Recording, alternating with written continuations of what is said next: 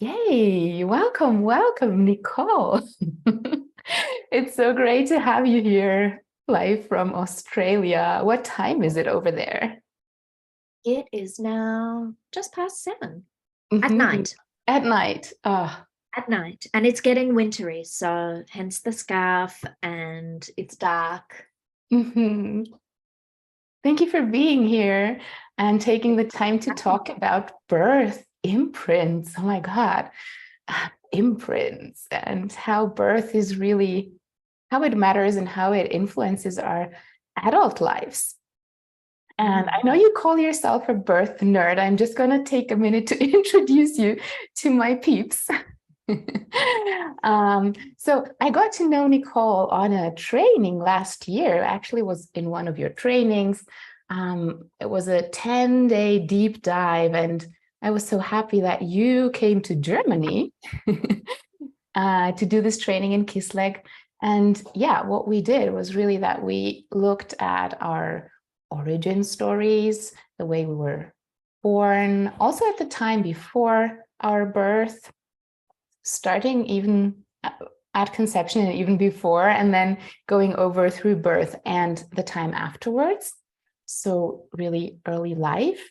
And we took this really, really deep dive of feeling into how that was and transforming the story and actually creating new experiences that we can then relate to and take into our daily lives. So that's how I got to know you in this beautiful and deep container that you held with your team. And I just thought, oh, people out there just don't know enough about how our early life impacts the way we still live and operate today, and just how freeing it can be to do this deep work. So that's why I just really felt like I want to bring you on and have you share out of your vast experience around this topic. So thank you for being here.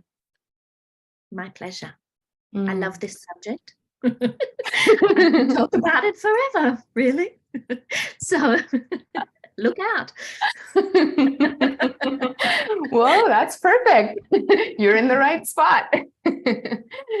Yeah. So, Nicole, I know that you personally had a really beautiful and pleasurable birth experience with your own children. And so I'm curious, how did you even get into this work where it's a lot about healing birth trauma and difficult births and all of that? Like, why did you even get interested in this topic? Well, because I had those amazing birth experiences, I had two children, 2 years apart. I birthed both of them at home with no interventions whatsoever. I had a beautiful midwife who nurtured and guided me through the two experiences. The first was like traditional rite of passage, 21 hours of labor, all the gateways, that you kind of move through. And then the second was a very fast 1 hour, 20 minutes. Extremely satisfying experiences. And because they were so satisfying and so natural, I got really connected to the idea and really engaged with the ways that all of those hormonal processes take place in the body when there is feelings of safety and trust and no interventions. And then I used to make films, and I wanted to make a film about that because I felt like, gosh, all these people out there choosing elective cesareans, like they don't know what they're missing out on. So, Mhm. like a sort of born again Christian, I was just so like, everybody needs to know. And so I started researching what other birth films are out there. And of course, I came across Elena's film. So my second birth was in 2005, and she You mean released, the birth into being film, like birth as we know it? yeah, Mhm. Birth as We Know It. Mhm. Um, Yeah. she released that in 2006. Mhm. And so I came across that and kind of sat back and went, wow, I don't need to make my film. It's all everything that I wanted to say about how undisturbed physiological birth can have an impact on humanity was said in that film. Right. So that's how, and then, I was so awed by the way she articulated her message. And I was, of course, also very curious about the little flashes in the film of workshops and processes. And it felt like a lot of what is spoken about in that film was not just relevant to people wanting to give birth to babies, but also to people giving birth to themselves. I was deeply impacted, even though I'd had 2 children and wasn't planning anymore. Giving birth to themselves. I'm getting goosebumps when you say that for some reason. And I'm getting also all these questions in my mind. But let me just first ask you that thing about what do you mean about birthing yourself? What is that? Well, firstly, I'll just finish off and say that's how I got into this work. Right. Was my mind was blown. I felt like, so that's how I got into this work. Yes. And giving birth to yourself, what I mean is, when we are born in less than blissful circumstances, when we are brought into this world, amongst all the sometimes very understandable, but not very fair pressures of modern life. And from a baby's perspective, who doesn't care about finances or deadlines or, all the reasons why sometimes grown-ups aren't present, some injury is done there. Some wounding happens to the heart. When a baby comes out into the world hardwired to receive love, they are completely dependent, not like other mammals that kind of stand up in the first 20 minutes and off they go, or other animals like reptiles, who never see their parents again. They hatch out of their egg and it's over. We are hardwired to continue developing outside of the womb as dependent beings. We need love to survive. We know all the studies of babies who are left without touch and without care, and we don't thrive. And so even when we get just not enough love, not enough presence and attention, we are left with this pattern of longing. Right. And that manifests in all sorts of different ways, or all sorts of different early hurts that can happen in that birthing period. And life immediately afterwards, babies that are left to cry it out and things like that. Like, the scope of this work is huge because, then we start to talk about parenting practices and obviously there's lots of generational change that is happening in each generation, but in previous generations, a lot of babies were left to be seen and not heard. And that's a byproduct of the Industrial Revolution, where all of a sudden every family had a working parents, and working mothers. The world wars had a lot to do with that as well, where mothers were forced to go out and work because the menfolk were far away. And work not just like, with the baby on their back in a field, but in a factory, munitions factories, all those things. And so those practices lead to injuries, soul injuries, if you like, that then get in the way when we are older and when we are wanting to, for example, bring our gifts to the world. But we feel inhibited and unsafe, and we want to play small because that's kind of where it feels most safe. But then there's this little light inside that doesn't go away, and you fluctuate between the two, and that's what I mean by birthing ourselves.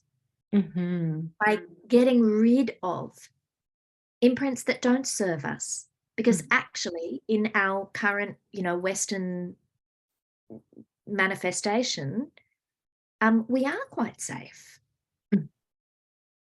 You know, we have a lot of scope for freedom of expression. I mean, as an Australian woman of this era, I am so blessed. I can wear what I like. I can do what I like. Um, I can be who I want to be. Yeah. And to not use that privilege in a way that, you know, can actually serve humanity and let me enjoy this life that I'm being blessed with seems like a terrible shame. That's what birthing yourself is all about, is, you know, like getting rid of the inhibitions and the old pains and the old wounds that are holding you back from shining your light, whatever that is. I really love that wording. And I remember at some point, even like a few years before doing the work with you, that I was actually doing a photo shoot of myself and writing a few texts, and they were actually about rebirthing myself, but I never really realized why I'm actually writing that. And now you're giving me the answer of what I actually did. So thank you. And so you've gotten yourself into the work with Elena, which is the Birth into Being method, and you became like you got very close to her. Now you're leading workshops. You're also training other facilitators in this method. And one thing that Elena says, and that stood out for me, and I think it's very typical for this work, is that if we change the way we're born, we change the way we live. And so when I read that, I just wrote the quote down for myself. I thought, okay, what are the ways that we are born that actually need to change? What would you say? There are two main hormones that are prevalent around birth: cortisol, which is the stress hormone, and oxytocin, the hormone of love.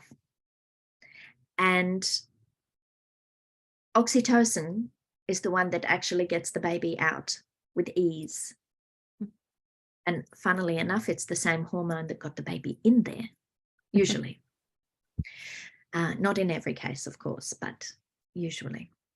And it's the hormone that really serves that immediate postnatal period when a mother is, you know, falling in love with her baby, and there's just this incredible flow of oxytocin between the two of them, and it's what enables her breast milk to flow, you know, with abundance. And it's kind of like, it's our survival hormone.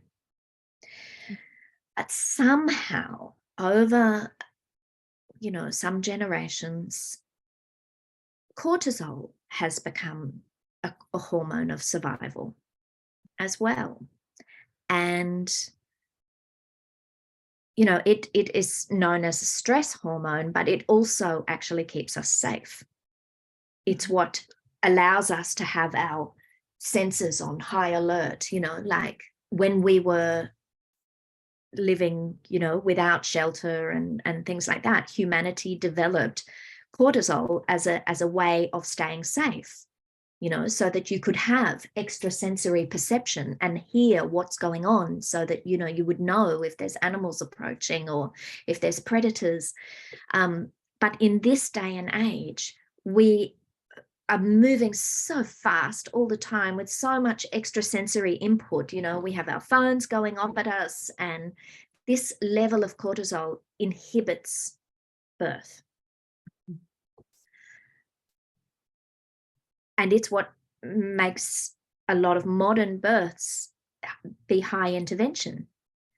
Because when a woman is trying to give birth in a hospital and there is people coming and going and there's bright lights and there's loud noises, and maybe she had a shitty experience in hospital when, you know, someone else died, or maybe she had some illnesses that she ended up in hospital for, and the whole bundle becomes one that induces stress. And when the body is in stress, the muscles are tight, everything's tight, and that includes the cervix.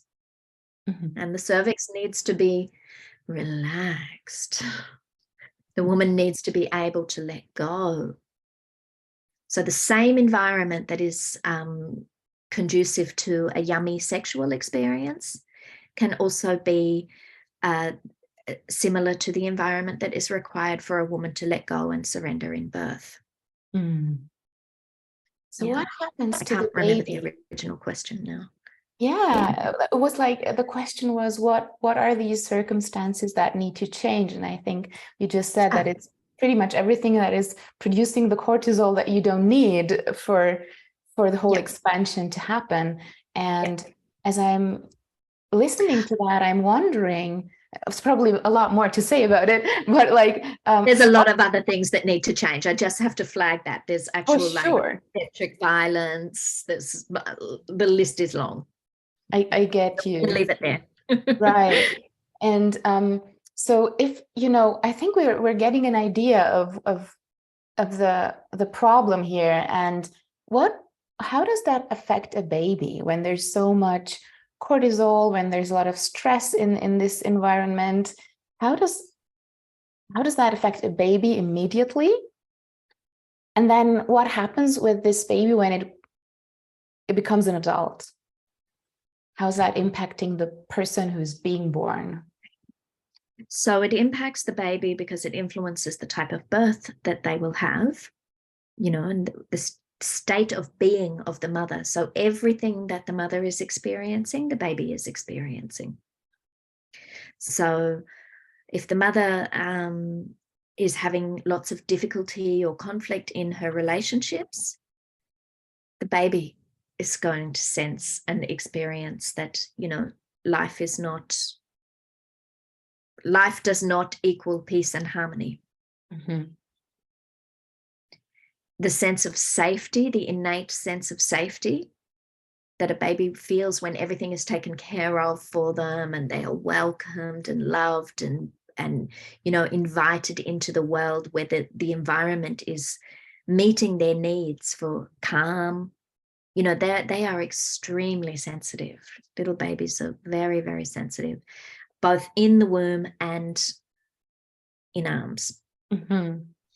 So yeah, when the baby is overexposed to stress and cortisol and fear, then they get the very clear message that the world is not safe. And how that influences them in an ongoing way is through the mechanism of limbic imprinting. So the limbic system, this is my little friend, lives on my desk. The limbic system is the most ancient part of the brain. It develops right from the very get-go when that baby is first conceived. All of this rest of the brain comes later. The cortex, much later. In fact, insurance companies don't employ young people up to 25 years of age at the same sort of rates because they don't believe that the cortex is developed enough for them to make rational decisions. So, that's a very long time, 25 years. But yeah, that limbic system becomes imprinted with actual neural pathways that are designed to allow the baby to kind of cope with that level of stress. So then when the baby is a 30-year-old person and they are wanting to, deeply relax in their life, no matter what they say with their mouth, their comfort zone, their unconscious and, uncomfortable but comfortable comfort zone is one of high degrees of stress. Right. And so they will seek that out, they will overfill their lives or, have conflicts with people so that they can stay in that level of drama that activates, the stress hormone because it's what they're used to. So, we all know that feeling of thinking that we want something, but then just not really allowing it to happen in our lives, not creating space for it, not, Yes. sabotage, procrastination, and everything that gets in the way of you achieving your goals or desires. And yeah, I all of definitely those feel things. like, And even staying in that state of striving is from an imprint. It's lack of satisfaction. Right. And you see, that's a common imprint for babies that weren't breastfed. Because their innate hunger for that level of contact and attention and love, it's nothing to do with the actual food, although, breast milk is the most optimal food for a baby. But that imprint that carries on throughout their life is not because of the actual nutritional value of that milk versus the bottle milk that they might have been given. It's the hunger for love.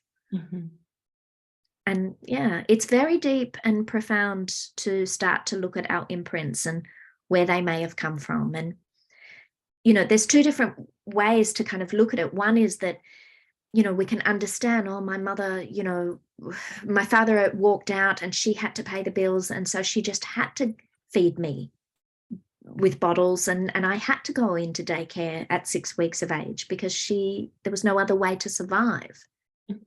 That's the rational brain. And then the emotional body, the limbic system, is going to have an insatiable hunger. And it sounds like this is relevant for pretty much everyone, like at least for a lot of us.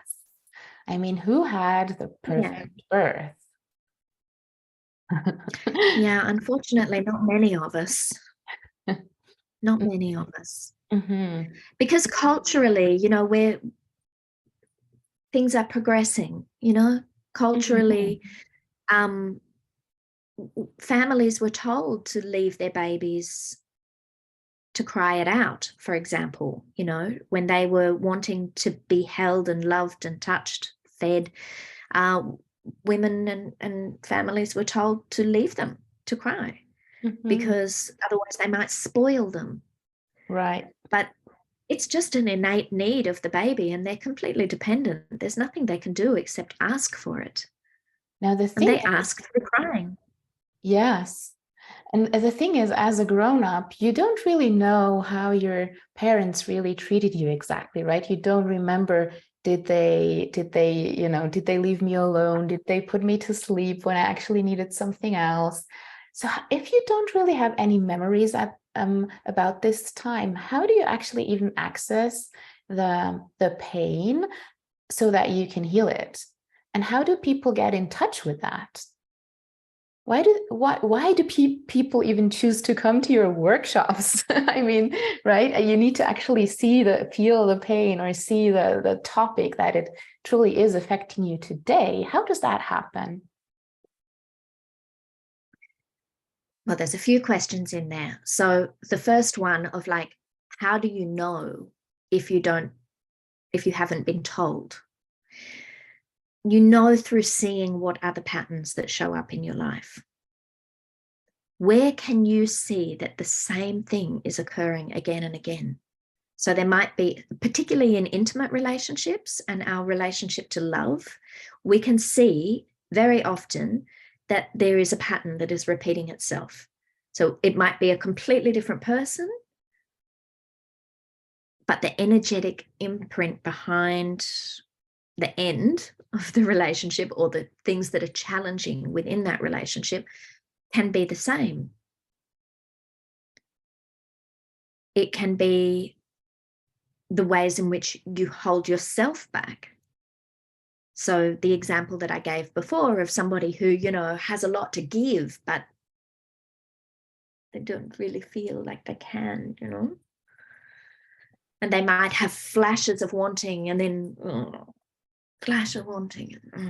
It's like, and it gets boring, like really boring after a while to be constantly seeing the same energetic pattern play out in your life.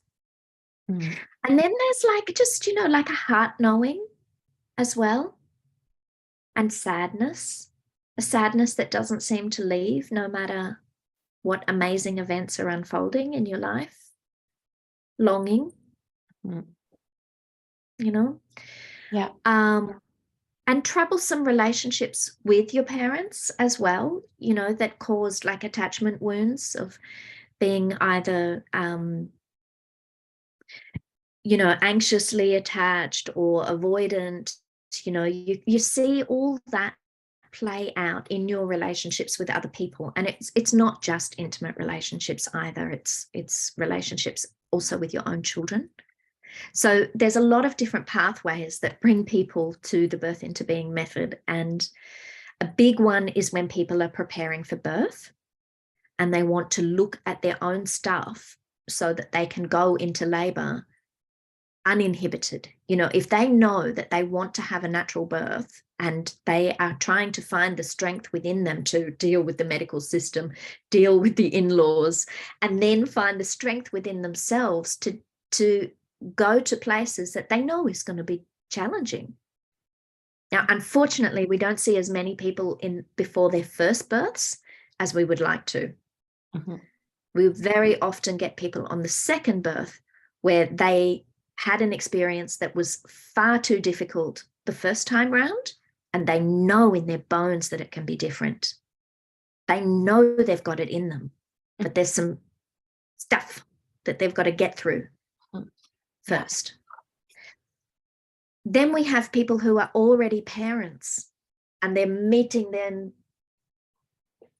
patterns and conditioning from their own childhood, you know, like right up there in their face.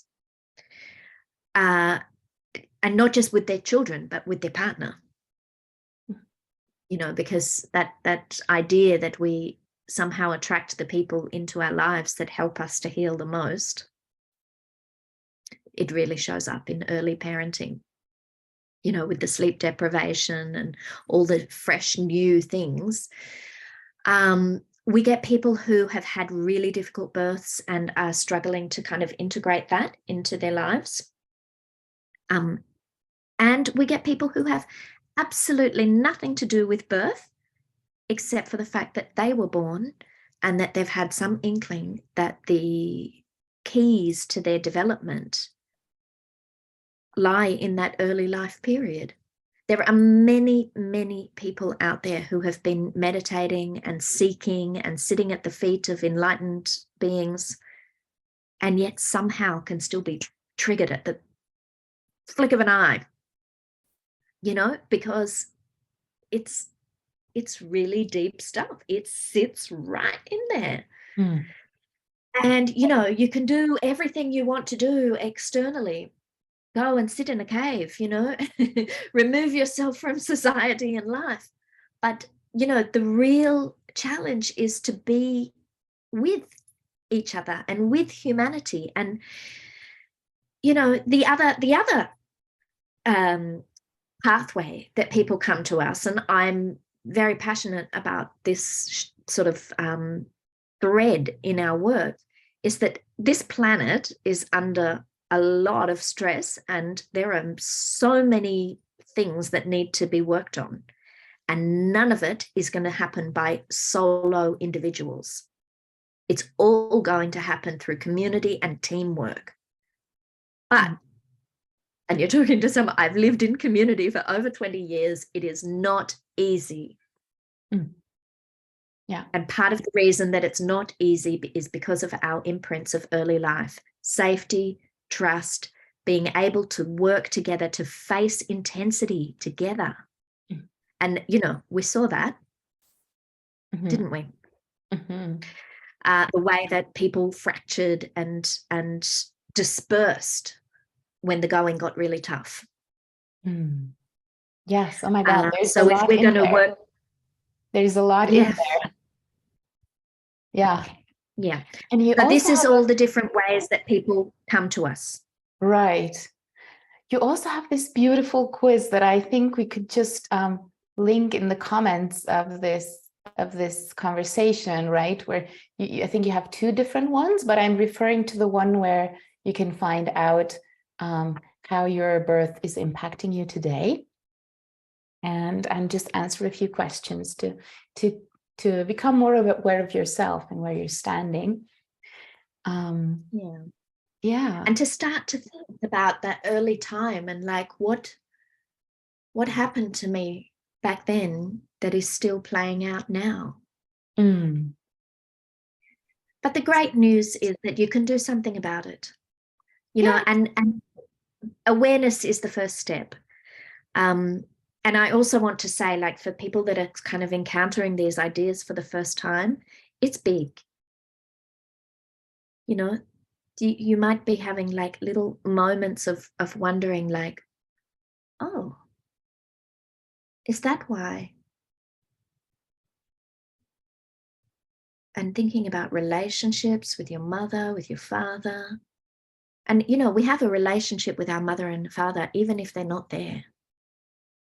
Even if we never met them, that relationship is still a pivotal part of our lives. And, you know, our primary caregivers have a huge amount of influence, even in their complete absence.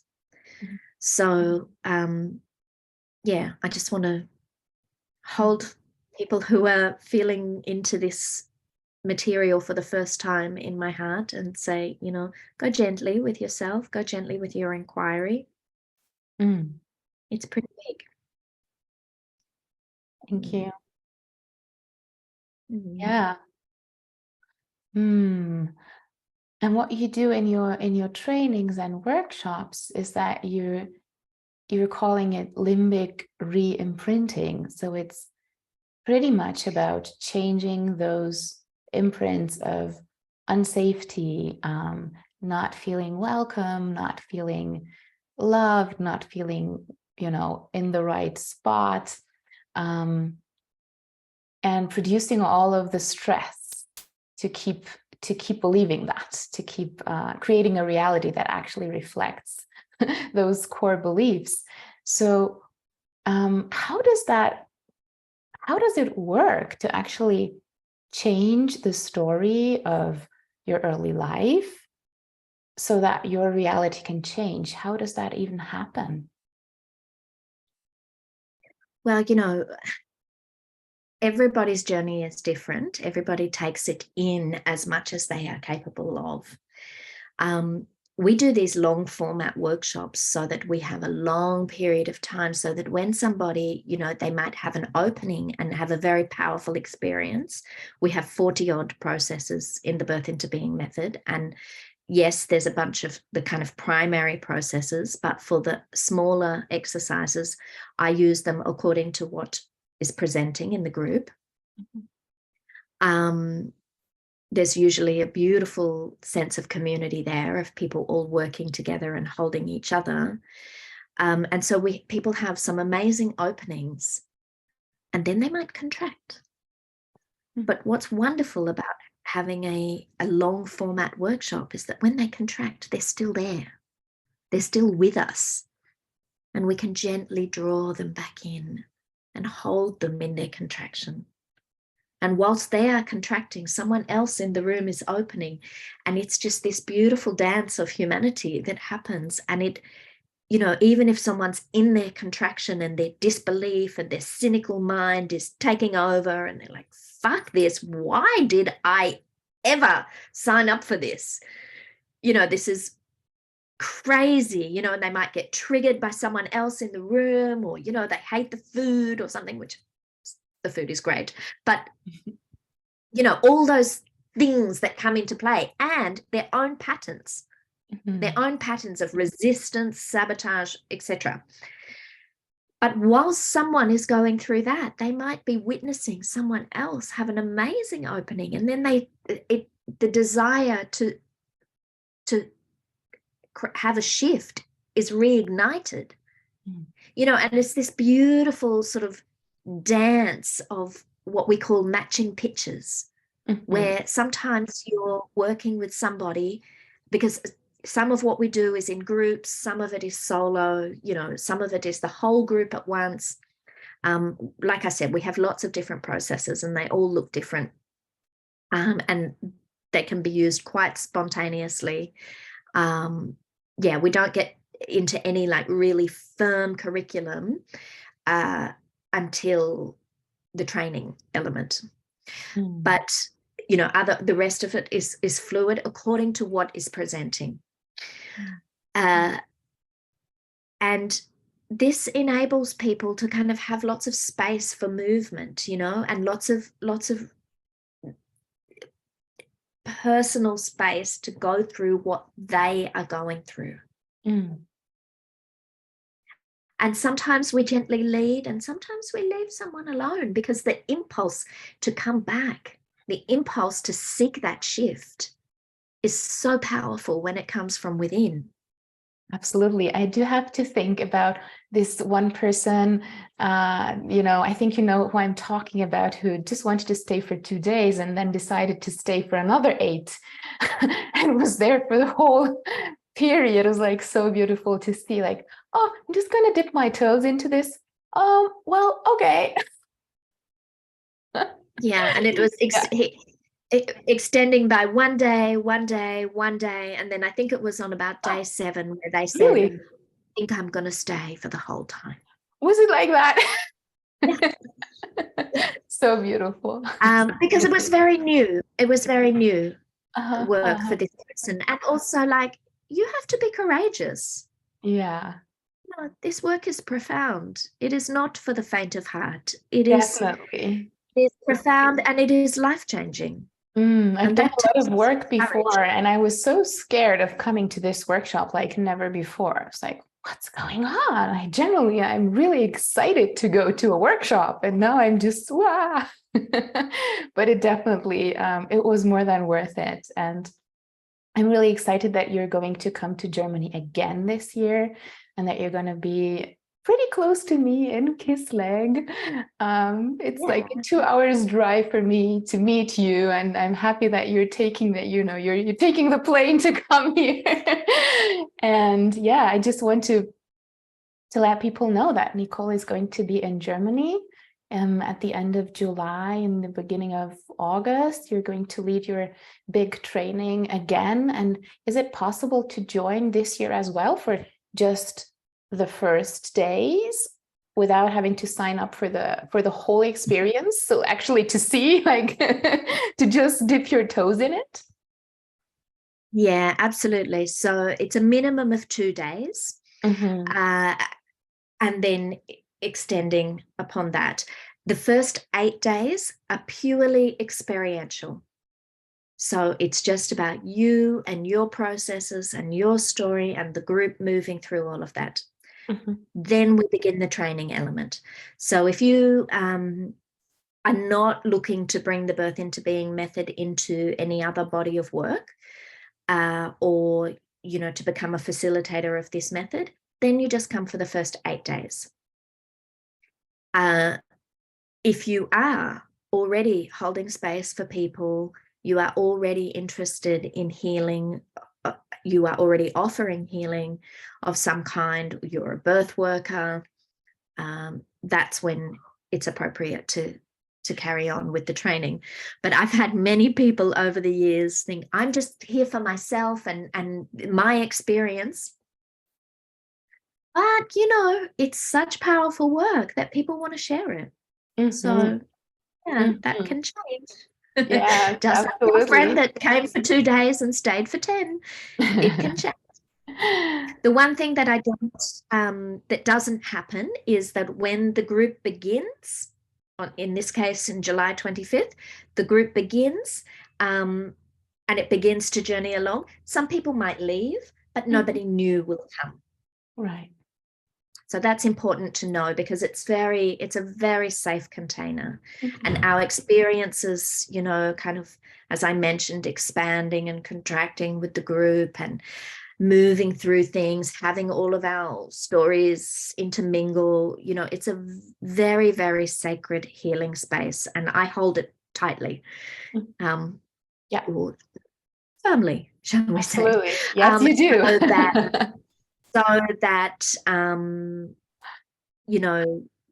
So that everybody has a maximum sense of safety to really and unfold. And it's I can give a beautiful every testimony time. to that, Nicole. You and the whole team. And if people want to find out more about the details of, how they can find, just get more information about all of your offerings, whether they are online or in person, what's the best way to find you? So, well, for the live streaming people on Facebook, there's the Birth Into Being Facebook page. There are links to the website from there, which is birthintobeing.com. I'm also on Instagram with Birth Into Being. Where else? We've just started playing on Pinterest, which is fun because we have lots of beautiful imagery to share. So yeah, we're in a few different places, but one of the big ones, and YouTube. Please, if this conversation has ignited and activated your curiosity, go to our Birth Into Being channel in YouTube, because there is lots of interviews and things there as well, that unpack all sorts of different elements from, how to have an ecstatic birth through to, what are the implications of birth imprints for people who are facing the end of their life. There was some stuff about, creativity, like my teacher, founder of this work, Elena Tanetti Vladimirova, she has been prolific in educating about birth imprints for the last 40 years. And a lot of her material is there on YouTube. And I want to give absolute credit to Elena. The Birth Into Being method is her baby and her brainchild. And yeah, she's done an amazing job of developing this body of work over many, many years. And I'm extremely blessed to be working in her slipstream. Yeah, and thank you for doing such a wonderful job with that. Thank you, darling. Wonderful. Thank you for showing up. Yeah, thank you for your time. Thank you for sharing with so much passion. I think we are coming to an end, and maybe just as a last word, what would you advise people who are rather new to this type of work? What's your one tip for these people when they start engaging with this? Well, something that's really light and fun, that can give you a sense of how your neurobiology is impacting your life, is that when you're starting to feel contracted and stuck, you can scramble your facial muscles, do some breathing, rapid breathing, release of sound, maybe shake it out with your whole body, and feel how that shifts your brain a little bit. It creates some space for you to kind of, choose something new. Delicious. Because, yeah, you can. I'm already feeling rejuvenated. Getting reminded of our training. It's all about, it's all about allowing ourselves to, really choose what we want from our life. Why did we come here? And live that, choose that. Delicious. Thank you so much, Nicole. My pleasure. Thank you for being here, and have an amazing